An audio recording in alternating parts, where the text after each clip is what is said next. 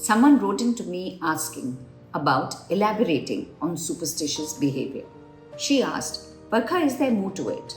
Is there that besides the fear of the unknown, besides wanting guarantees in life, besides wanting certainty that nothing will go wrong in our lives, that we indulge in superstitious behavior for other reasons as well?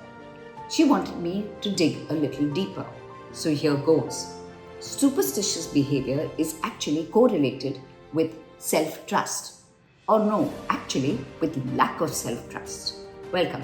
Welcome to today's episode of how to identify self-trust. So yes, besides the want or the need rather for things going well in our lives, to ward off evil, to cope with the unknown, to want guarantees, there is another facet that drives people to become more and more superstitious.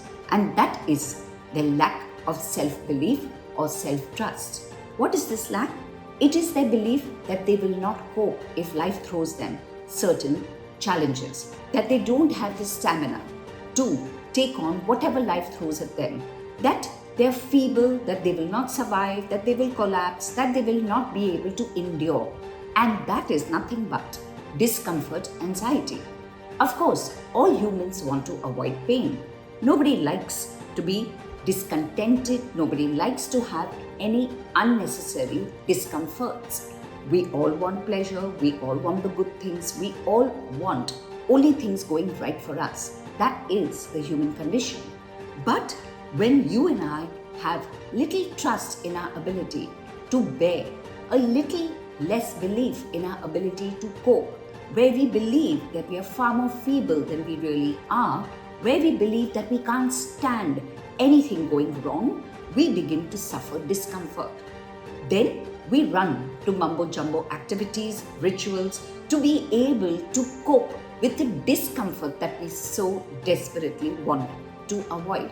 So besides the inability to cope with the unknown, wanting guarantees, wanting sureties, we also do go to superstitious behaviors because we can't trust ourselves to cope. Discomfort anxiety is a real thing, and many people will use all kinds of superstitious methodologies, whether it is placing crystals, mirrors, wearing rings, and doing whatever that they do because they don't trust and lack confidence in their own ability to endure.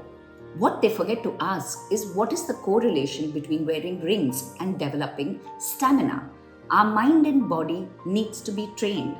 And if you and I don't train it to be able to be more tenacious, resilient, and in a way stronger, you and I, but naturally, will try and do things which actually will not help at all. And that will fuel even further superstitions, because that one superstition, because it didn't pay any attention to what we really needed to do to build ourselves, will need it to be added to more and more other methods of a similar kind.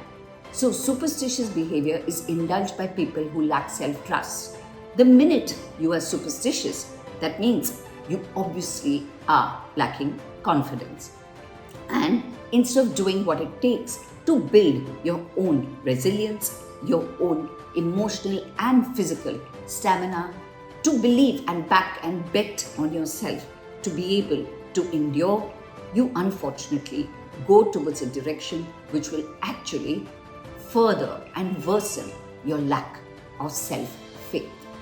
If you like what you hear, do hit the like button, do share my video, and of course continue to write to me at barkha@barkhachulani.com.